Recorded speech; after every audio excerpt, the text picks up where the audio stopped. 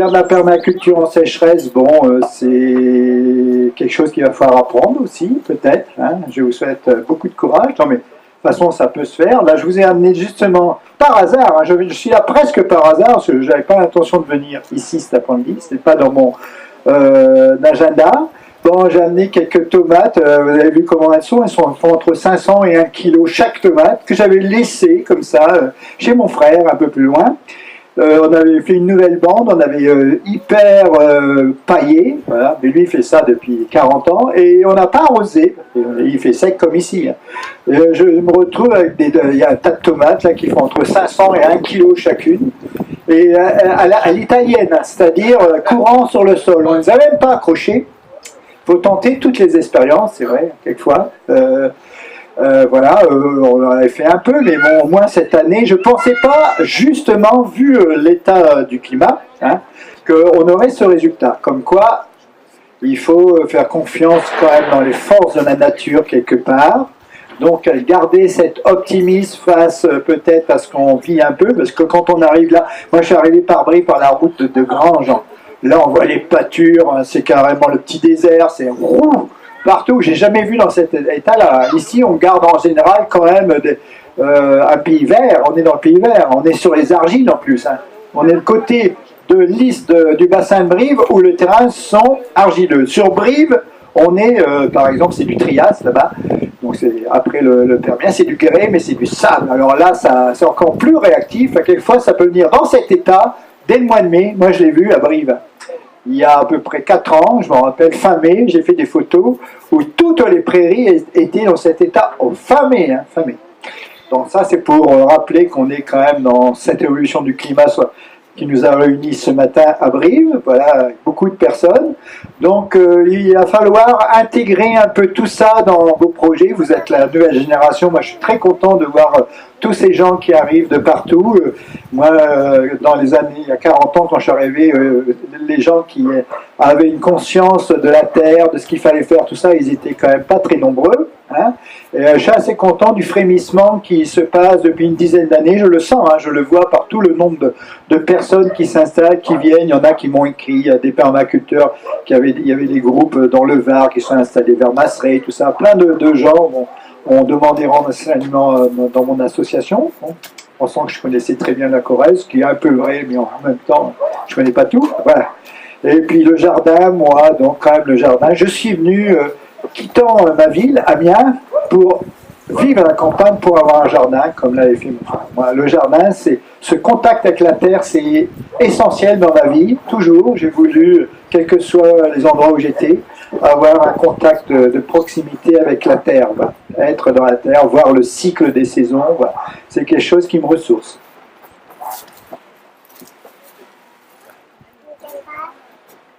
De permaculture, mais je ne suis pas un spécialiste. Moi, je parlerai absolument pas un spécialiste de la permaculture, non, mais certes. Mais je fais de la permaculture comme d'autres font de la prose sans le savoir. Donc, la permaculture, je n'ai pas lu les principes, je vous le dis tout de suite. Hein. Je sais un peu ce que c'est. Hein. Bon, après, j'ai besoin certainement d'avoir plus de renseignements sur toute la théorie. Après, bon, moi, on essaie, par exemple, moi, j'ai cultive des tomates chez moi, alors là c'est à Estivo plutôt où je suis l'été. J'amasse des déchets végétaux, je coupe, je fais des petits bancs comme ça en hauteur, et puis je constate un peu la différence. C'est l'expérience peu à peu, sur des petites expériences comme ça, qui me permet de me faire une idée, quoi. Voilà. Tu peux quand même nous parler de ton savoir botanique? Ah ouais, alors ça c'est autre chose, le savoir botanique, voilà. C'est moi, donc je suis, depuis une douzaine d'années, je me suis investi à Brive, parce qu'il y avait besoin sur Brive même. Brive c'est la ville du coin, donc on n'y échappe pas d'une manière ou d'une autre. Hein. Brive, en plus, géographiquement, géologiquement, c'est quand même un endroit un peu exceptionnel en France. Un jour, je vous invite, hein, si vous êtes quand même nouveau dans la région, d'aller voir au sud de Brive le relief, comment est agencé les paysages, comment sont agencés le paysage, tout ça, parce qu'on est dans quelque chose d'assez particulier en France qu'on ne trouve pas souvent. Parce qu'on est, donc je répète, on est sur du trias, des terrains gréseux, beaucoup plus érodés, avec une série de vallons très prononcés, tout ça. Donc on est dans un univers très filtrant, L'eau tombant sur les plateaux, tout ça est filtré sur tous les bords par des falaises. Enfin, les falaises, on voit comment l'eau est filtrée par les sables et redistribuée par les falaises. À Brive, par exemple, il y a 25 km de falaises suintantes. Tout ça, ça entretient un microclimat, parce que donc on va avoir des tas de mousses. C'est le pays de la mousse. Hein. Brive, les gens ils viennent partout dans le monde pour voir les mousses de Brive. L'an dernier, j'ai eu un gars qui venait de l'Himalaya, spécialiste mondial des mousses. Qui était subjugué un peu par ce qu'il voyait à Brive, voilà, parce qu'on est quand même dans un univers de mousse, de renvoi. Puis on commence à comprendre comment marche la nature au niveau des équilibres entre l'eau, la redistribution de l'eau, l'humidité, que tous les éléments naturels qui sont présents peuvent fournir à tout un endroit, c'est assez important, parce qu'il y a des microclimats qui se font, tout ça. Et c'est un territoire, je pense, qu'il faut observer, parce que même quand on fait de la culture, ça va donner des idées. Parce que voilà, on est devant la nature, devant son fonctionnement naturel, qui nous apprend beaucoup de choses. Alors moi, je vous invite un peu à y aller de temps en temps, parce que c'est un fonctionnement qu'on ne voit pas souvent en France. Moi, j'ai eu l'habitude de voyager un peu partout, et depuis que je m'intéressais à Brive, et c'est par exemple les falaises suintantes qui ne sont pas le seul élément remarquable. Il y a bien d'autres éléments remarquables à Brive, hein, parce qu'on est dans une complexité géologique là, assez importante. Mais au moins au niveau de l'agriculture, tout ça au niveau du renvoi et de la culture de l'humidité des eaux, c'est un fonctionnement qu'il faut aller voir, parce que ça donne des idées. Voilà. Donc partout, on peut trouver de quoi réfléchir. Bon, moi je reviens un peu sur l'association qui s'appelle le Jardin Sauvage. Elle était nécessaire parce qu'il y a un moment donné, quand je me suis occupé de ça, il y avait plus de Brive qui allait sortir, donc il fallait un peu sauvegarder quand même toutes ces zones au sud de Brive qui sont vraiment remarquables. C'est quand même à peu près la moitié du territoire de Brive au sud. Hein, voilà. Donc on est avec une alternance Brive, en gros, en haut il y a des puits qui sont dolomitiques. Hein. C'est-à-dire en réalité, c'est des couches dolomitiques assez peu épaisses, mais très très marneuses et qui normalement sont les plus aptes à garder l'humidité. D'ailleurs, c'est là que c'est ces zones-là qui sèchent le moins à Brive, c'est-à-dire en haut des collines. Bizarre, hein, elles sèchent moins qu'en bas dans les alluvions, par exemple. Bon, sauf vraiment près des rivières, quoi. Ailleurs, ça peut sécher très vite. Donc là, ça nous donne tout un fonctionnement très étrange, parce qu'au fond, l'eau est entretenue par le plus haut et maintenue par les marnes qui redistribuent peu à peu sur les zones inférieures qui sèchent beaucoup plus vite. Hein, c'est des sables. Donc voilà. Donc là, il y a un fonctionnement un peu à l'envers, mais ça nous apprend beaucoup sur, au fond, la capacité de la biodiversité à s'établir partout et à entretenir des liens, tout ça, même des liens génétiques. Hein. C'est intéressant. Un territoire comme Brive, c'est un peu un laboratoire pour avoir par exemple des chaînes, comme dit Hervé Covès. Je ne sais pas si vous connaissez Hervé Covès, qui est tout près. Bon, voilà, lui dit par exemple c'est un réservoir pour avoir au niveau génétique des arbres qui seront peut-être plus aptes à pousser dans le futur avec le changement qui s'opère au niveau du climat. Donc c'est tout un laboratoire quelque part qu'il faut observer pour avancer.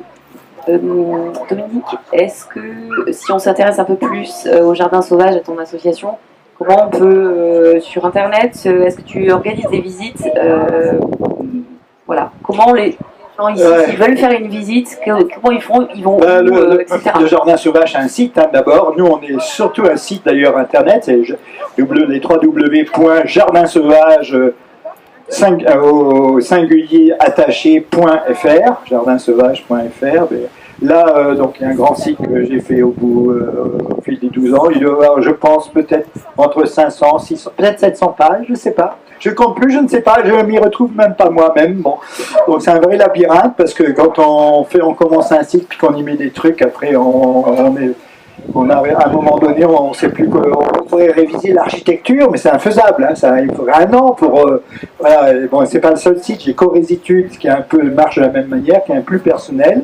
Bon. Et puis sur Facebook, j'anime surtout les pages Jardin Sauvage, Bioclimat 19, ma page personnelle. Donc sur Bioclimat 19, je relais toutes les informations que je trouve assez pertinentes, qui concerne le climat. Donc il faut être en lien avec Facebook. Mais c'est plus facile pour moi en réalité de mettre pour préparer les choses, faire un site, en amont il faut préparer les photos, il faut structurer tout ça, aller sur Facebook, on met les choses, on relit, c'est pas du tout le même travail. Bon.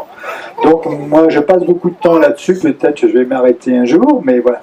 Pour revenir au jardin sauvage, donc c'est un ensemble de tas de pages. En gros, il y a quand même, pour savoir ce qu'on fait, on va sur l'agenda, il y a un agenda que je tiens à peu près tous les mois à jour, et là on voit un peu le programme. Par exemple, demain je suis dans les journées du patrimoine à Brive, et je vais parler justement du fonctionnement de la vallée sud de Brive, mais pour les brivistes, dans les journées européennes du patrimoine, à partir de 15h, on sera sous la pluie, tant mieux. Génial. On fera une danse avant.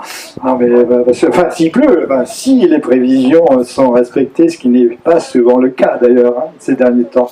Mais enfin, je pense qu'on attend tous quand même un peu de pluie, un jour ou l'autre. Hein. Voilà, donc on fonctionne comme ça. Cette année, on a eu peu de fonctionnement parce qu'aller voir une nature dégradée et sèche, c'est pas très stimulant quand même, c'est vrai. On attend le beau temps. Hein, et puis l'activité naturaliste, c'est plutôt une activité printanière, souvent. Ou l'été, ou l'automne. On a fait une petite sortie mercredi, je savais qu'on n'avait rien trouvé. On n'a vu aucune de la flore normalement d'automne. Elle est en train de disparaître avec les conditions. Sur Brive, il y avait une flore d'automne très particulière, sur les marnes, justement, qui sont des milieux réactifs très tardivement au cours de l'année, puisque ça retient beaucoup l'humidité. Le temps qui s'assèche normalement, tout ça, c'est qu'au mois de septembre qu'apparaît une flore très spécifique. Et bien là, elle est à l'état zéro. Voilà. Mais l'an dernier, c'était déjà le cas. Donc peut-être on est en train de perdre beaucoup de choses en même temps. Donc il faut aussi comprendre qu'on est dans cet état-là, qu'il va falloir peut-être... Moi, j'ai l'idée de transformer le jardin sauvage un peu en un autre... on est une association naturaliste, c'est-à-dire on étudie forcément la flore, les bryophytes, les insectes. Parmi les adhérents, il y a des spécialistes des araignées, des criquets, des œufs de natte. Moi, je suis intéressé par les papillons, tout ça. Les hyménoptères, les diptères, rien que ça, vous savez, j'ai fait des pages sur ces trucs-là, plutôt botaniste. Mais bon, après, on a une telle diversité de choses que ça devient ahurissant. Hein. Ici, en Corrèze, au niveau insectes, c'est à peu près, je pense, en France, il y a 40 000 insectes qui ont un nom. Voilà. Ce qui ne veut pas dire grand-chose, parce qu'il y en a plein qu'on ne connaît pas encore, même en France. Hein. Même au niveau des bryophytes, de trucs qui sont beaucoup plus faciles à aborder ou à aller voir, quoi. On a encore un sacré travail à faire. Il n'y a pas besoin d'aller sur l'Amazonie, il y a plein de choses qu'on ne connaît pas ici, simplement. Au niveau, par exemple, des petits animaux qui sont dans les mousses, il y en a beaucoup à Brive, c'est incroyable comme ça foisonne, tout ça. Alors, j'aurais à peu près personne les étudie, quoi. Bon, non, mais tout est à étudier. Déjà, le plaisir de l'étude, elle est devant nous encore, et il n'y a pas besoin d'aller loin pour voir ça.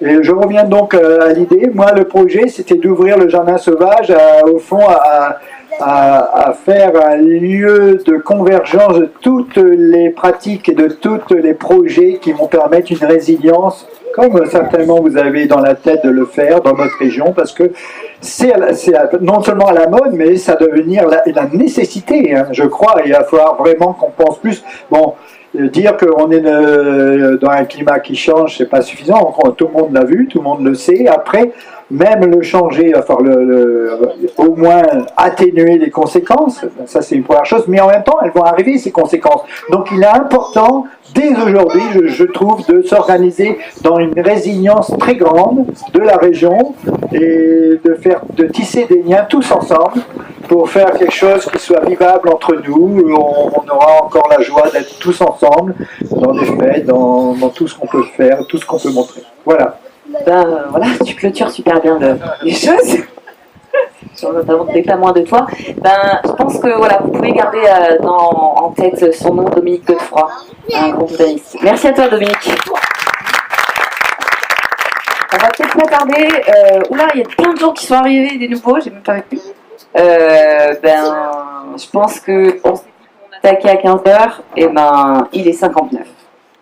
Donc, c'est parti. Bonjour à toutes et à tous, pour ceux que je n'ai pas vus. Bienvenue ici à Terre à Terre.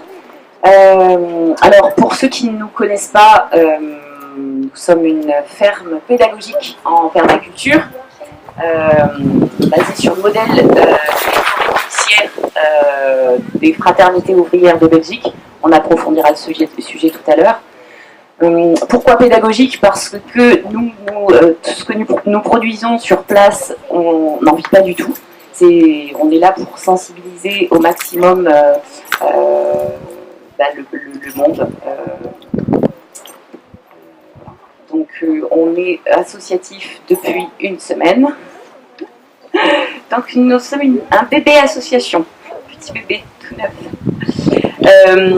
Voilà, donc on a dans l'idée évidemment de proposer des formations, du partage, enfin beaucoup de choses. On a beaucoup de projets, donc n'hésitez pas à nous suivre sur Facebook. Pour l'instant, on n'a pas de site. Est-ce qu'on en fera? On n'en fera pas, on ne sait pas encore. Mais voilà. Donc merci d'être parmi nous aujourd'hui pour échanger et partager autour du thème de la permaculture.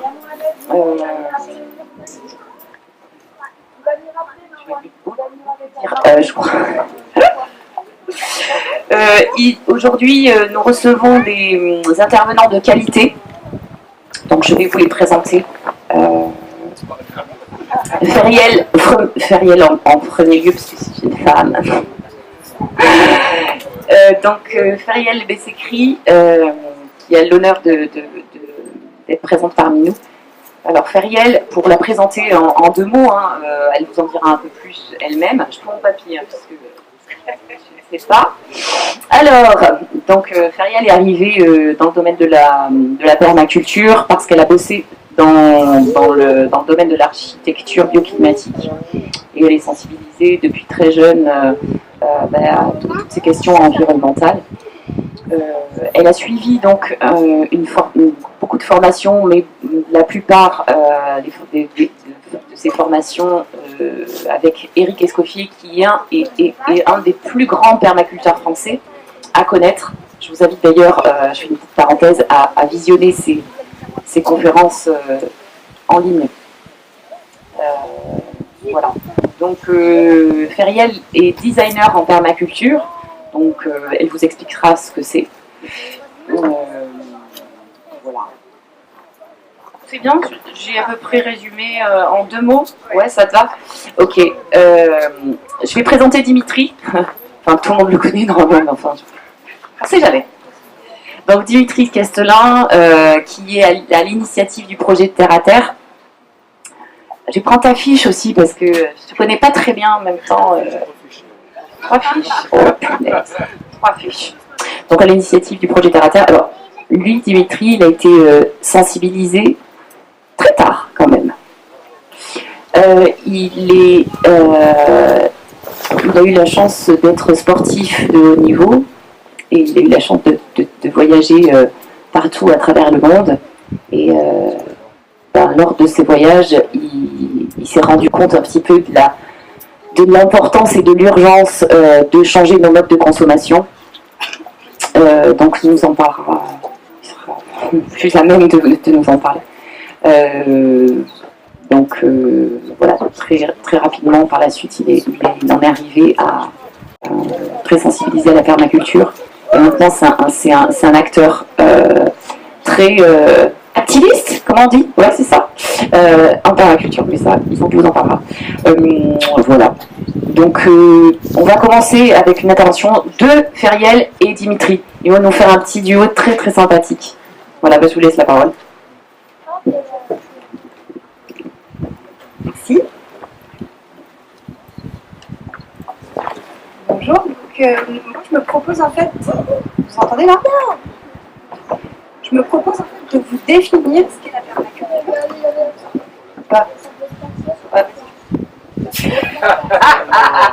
Ça fonctionne. De définir ce qu'est la permaculture parce que je me rends compte en fait au quotidien, moi dans mon métier, que la plupart des gens pensent que c'est une technique de jardinage ou un mode de culture alternatif, ce qu'elle n'est pas. Pourquoi je veux la définir? Parce que pour moi, en fait, c'est la solution aux divers effondrements auxquels on est en train d'assister, qu'il s'agisse de l'extermination massive du vivant, qu'il s'agisse du chaos climatique ou des problèmes sociaux qu'on a à cause de notre civilisation. Donc la permaculture, elle est née dans les années 70, justement face à un constat. Aujourd'hui, on parle de collapsologue, je ne sais pas si vous avez entendu un petit peu de Pablo Servigne, etc. Mais en fait, la permaculture, Bill Mollison, qui a donc cofondé la permaculture, avait déjà fait ces constats il y a plus de 40 ans, presque 50 ans. Et en fait, il a décidé d'inventer la permaculture pour répondre à tous ces constats catastrophiques. Et donc, la permaculture, elle n'est pas simplement centrée sur la production de nourriture comme on pourrait le penser, mais elle est là pour répondre à tous nos besoins vitaux. Donc nos besoins vitaux, c'est manger, respirer, boire, se loger, produire de l'énergie éventuellement, ça dépend où on est, sous quel climat, et organiser des sociétés justes, ce qui n'est pas le cas aujourd'hui, puisqu'on est des animaux sociaux. Donc elle répond, et bien sûr gérer nos déchets, fondamental. Donc elle répond en fait à toutes ces problématiques-là au sein d'un système. C'est-à-dire qu'on n'a pas du tout une vision analytique comme on pourrait l'avoir nous aujourd'hui en étant hyper spécialisé sur, je sais pas moi, l'architecture bioclimatique. En fait, c'est vraiment la mise en place d'un système pour répondre à tous nos besoins vitaux.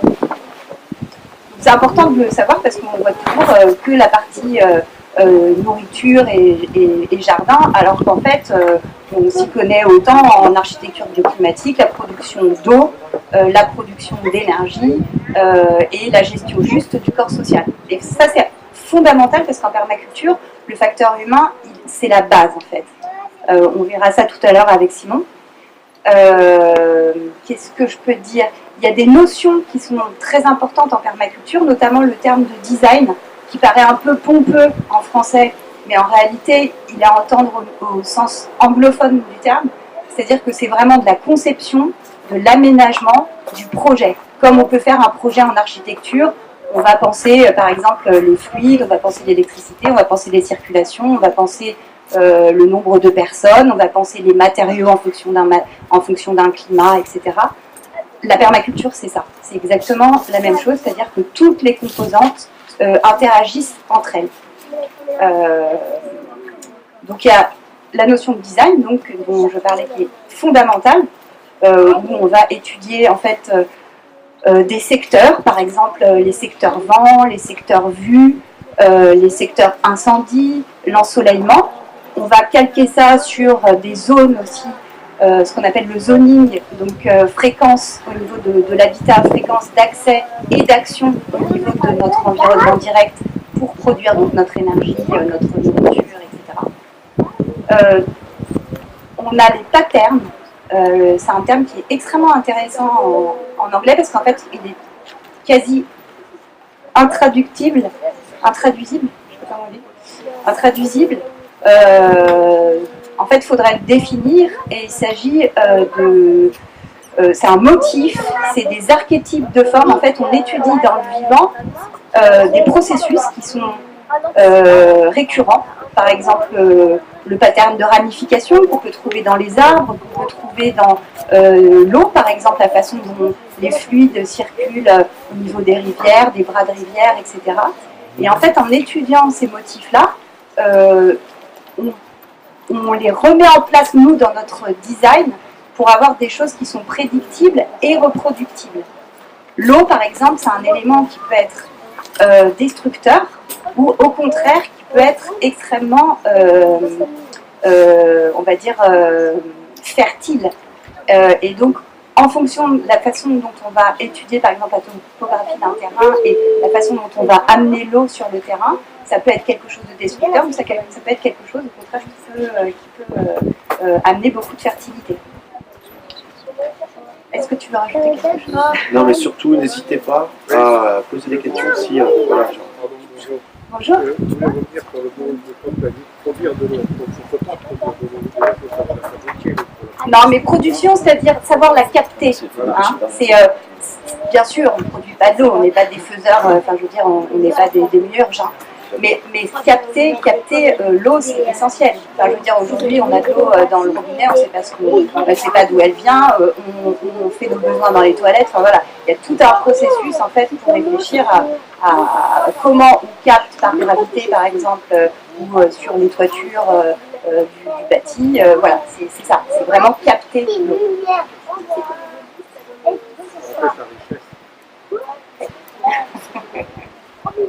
Ouais, donc je vais rebondir un peu là-dessus, sur les besoins vitaux.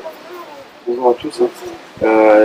On adore procéder avec interaction. Si à un moment donné, vous avez une question, n'hésitez pas à la poser. Nous, ça va nous faire aussi, on est spécialisé dans l'échange. Donc, c'est vrai que quand on est en France, on simplifie un peu la permaculture. Et j'ai l'impression que c'est un peu un effet de mode. Je suis content de voir pas mal de bouquins de permaculture, mais aujourd'hui, je vois beaucoup de permaculteurs en faisant une spirale aromatique et une butte, et se dit, voilà, j'ai le galon, je suis permaculteur. Il faut vraiment répondre aux besoins et à nos besoins vitaux et répondre aux problèmes de l'humanité. Et dans mon cas personnel, je vais rebondir, c'est sur le voyage que ça s'est déroulé. Et à la base, je ne suis pas du tout quelqu'un qui avait cette vision d'aller sur un monde écolo, responsable. Je suis une personne qui était acteur et victime aussi de cette société, d'être gros consommateur. Et donc tout a commencé avec le sport, avec le voyage, et cette envie de liberté. Donc j'ai pris le sac à dos, et j'ai dit je vais aller faire un voyage autour du monde.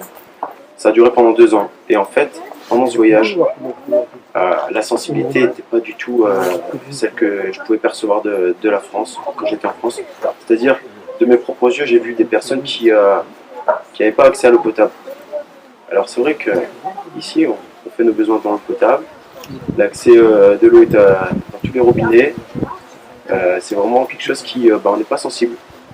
Et il y a quand même 5000 enfants qui meurent d'accès à l'eau potable. C'est une des premières causes aussi de guerre et de malformation. Donc c'est vraiment un des problèmes majeurs, accès à l'eau potable. Ensuite il y avait, comme tu disais, l'oxygène. C'est pas donné partout de respirer de l'oxygène de qualité avec la pollution. Donc des énormes villes, côté asiatique, il y a des villes où en Chine par exemple on est obligé de mettre des écrans avec de la nature parce qu'il y a un voile de pollution toute l'année. Donc on leur met des écrans avec de la nature parce qu'ils ont perdu ça. Donc ça c'est quand même totalement fou. La nourriture, donc savoir produire de la qualité et pour toute la population. Ça c'est le challenge de la permaculture et elle est capable de le faire facilement. Construire les abris, important, parce que sous nos latitudes on ne peut pas vivre dehors, on n'est pas non plus climat tropical. Le lien social, ça je laisse cette partie notre ami Simon qui a offert une très belle présentation. Gérer le zéro déchet, c'est quelque chose qui est incroyable, on nous cache tout, mais dans d'autres pays on lâche tout à terre, il y a des déchetteries à ciel ouvert, des océans qui sont pollués. La déforestation, pareil. Nous ce qui nous sensibilise en France, on commence seulement à être sensibilisé en ce moment parce qu'il y a un changement climatique. Ben avant ça, on n'est pas sensible à tous les autres problèmes. Donc là, il n'y a plus de sécheresse, ça alarme tout le monde. Ben avant ça, il y a quelques années, tout le monde vivait tranquillement dans ces locaux. Donc c'est vraiment important de répondre à tous ces besoins. Et il y a une chose particulière, une chose qui est vraiment qui répond à tous ces problèmes, c'est l'arbre. Et c'est là où il y a vraiment de l'importance.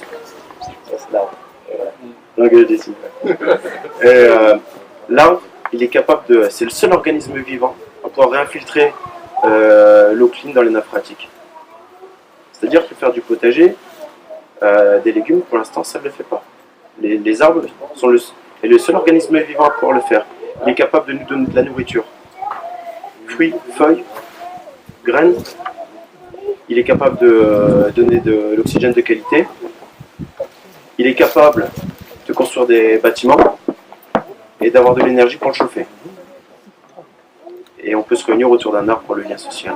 Donc, si dans le design en permaculture, on n'a pas réintégré l'arbre, à 80%, on ne répond pas au problème et on ne pourra pas avancer dans le futur.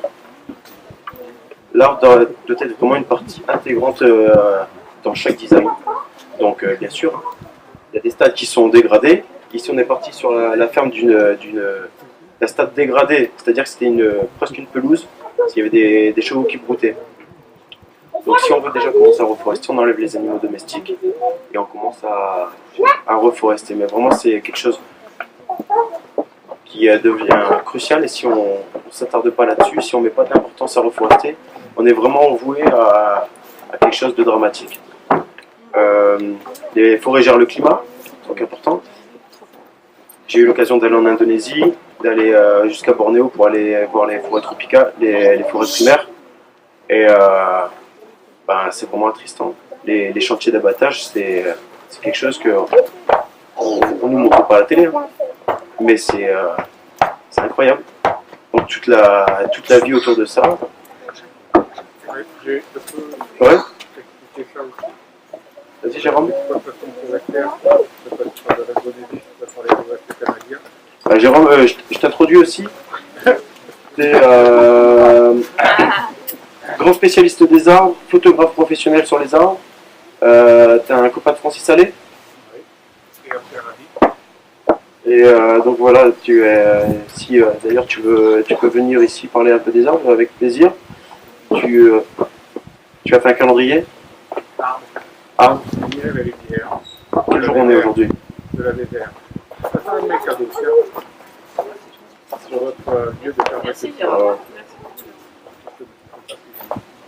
Et donc voilà. Tu veux faire une petite intervention? Non, mais ce que je veux dire, c'est que j'admire tout ce que tu fais, tout ce que vous faites ici, et aussi le fait que tu sois allé autour du monde. On va autour du monde toujours, c'est pas un voyage, on va quelque part.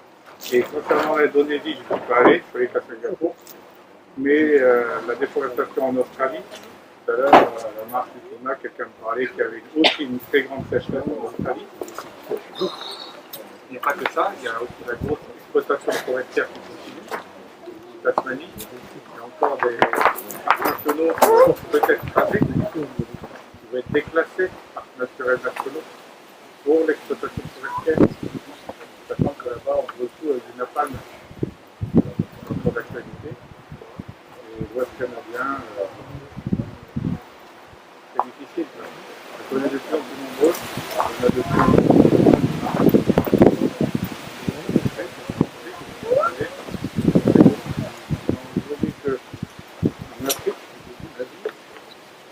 Vous avez même toi qui es arrivé en Asie centrale, il y a des énormes opérations de plantation d'arbres par millions. Pour quelle raison? Parce que c'est vraiment pour le réchauffement du dérèglement climatique. Est-ce que c'est pour la future exploitation forestière? C'est comme vous avez des ONG sur la taxone et tout ça, qui vous propose d'acquérir des arbres à 10 € par exemple, c'est complètement en France ou à l'étranger, mais souvent ces arbres-là sont des arbres forestiers. Il n'y a pas beaucoup d'arbres forestiers. C'est-à-dire que quand on a un arbre forestier, ça veut dire que vous allez garder l'arbre. Il va vous donner un arbre forestier, il va vous donner du bois, mais il va être coupé dans un camp. Donc qu'est-ce qu'on doit planter en millions de plantes? Du coup, je prends le micro parce que là, ça... je pense que pour commencer déjà, pour cette histoire d'arbre, il faut à mon avis, ce qui est nécessaire, c'est qu'on comprenne l'utilité d'un arbre forestier. Parce qu'effectivement, on parle beaucoup en permaculture d'arbres fruitiers. Il faut nous nourrir, ok, il y a les arbres qui vont nous donner des noix, des fruits, patati patata. Tout ça, je suis complètement d'accord, sauf que eux, là, les grands, ils nous donnent par tonne d'arbres, c'est 560 litres d'eau pure par an. C'est aussi 1,8 tonne de CO2 capté. C'est également 1 tonne d'arbres. qu'on peut brûler, par exemple. C'est aussi pour se chauffer. C'est aussi du bois pour construire. Donc, à mon avis, la sensibilité, enfin la réponse à ça, c'est comment nous on retrouve notre sensibilité, l'utilité des choses. Parce qu'en fait, c'est un truc vert là qui pousse tout seul. On s'en fout, ça repousse. Mais c'est quoi son utilité à lui là? Et si on arrive à recomprendre, à s'intéresser déjà et à comprendre que l'arbre, ben, ça a une valeur génétique, c'est une banque génétique, c'est un producteur d'eau, parce que nous on produit pas d'eau, mais si on reforeste, je sais pas, 30 hectares sur le sommet d'une colline, eh ben il y a des chances qu'au bout de 30 ans on refasse une rivière quelque part.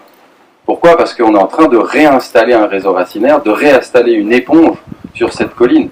Et du coup, on évite le ravinement, on récupère la flotte. À savoir que un champ labouré, c'est ça récupère, comment dire, ça intègre 2000 litres, ça récupère 2000 litres d'eau par mètre carré, je crois, c'est ça. Un truc comme ça. En fait, c'est l'eau ravine. Voilà. Quand ça tombe, quand la pluie tombe sur de l'eau, enfin sur un sol labouré ou sur un champ nu, en fait, simplement, l'eau s'en va. Avec les limons, avec toute la fertilité, ça s'en va. En revanche, quand on fait du sol couvert, et la forêt c'est du sol couvert, on peut récupérer jusqu'à 60 cm d'eau dans une pluie. Donc l'eau, elle fait quoi? Elle va nourrir les arbres, qui sont des grosses pompes à eau, clairement, c'est des réserves d'eau, c'est des arbres. Mais aussi, ils vont permettre de re-remplir les nappes phréatiques qui sont en dessous. Donc dès lors qu'on aura recompris le fonctionnement de cet écosystème forestier, eh ben ouais, on va peut-être commencer à se dire, nous, citoyens, eh ben non, j'ai pas envie que l'ONF elle lâche les forêts domaniales et que ça soit... parce qu'en France, on a exactement le même problème. Il y a énormément de forêts domaniales qui sont gérées par l'ONF aujourd'hui. Il y a des gros contrats qui sont en train d'être négociés pour que ça soit des acteurs privés qui récupèrent la gestion de ces arbres et du coup que ça devienne du bois d'œuvre. Donc là, tout ça, il y a un travail citoyen de sensibilisation, d'éducation qui va nous permettre de regarder l'arbre différemment. Pierre Rabhi, tu le notais tout à l'heure, il me disait un jour... c'est une anecdote qu'il racontait, il était sur une petite colline et puis il voit un bel arbre comme ça au coucher du soleil, il fait « Ah, qu'est-ce que c'est beau, vraiment, tu vois la majesté !» Et son voisin dit « Ah, il y a au moins 60 stères là. » Donc si on change de vue, de perception, peut-être qu'on changera le reste. Il y avait un grenoblois qui s'appelle M. Gardis, qui expliquait bien que l'arbre est en haut, c'est-à-dire qu'il lâche c'est l'eau qui fait un arbre. Oui, mais ça coule, c'est un mouvement cyclique. S'il pleut beaucoup, lui, il n'a pas besoin de tout, lui, il sait rendre. Les forêts attirent les pluies grâce à l'émission de CO2, donc c'est fondamental en fait. L'arbre, c'est le cycle de l'eau aussi. Oui, la pluie arrive grâce à l'arbre et pas l'inverse.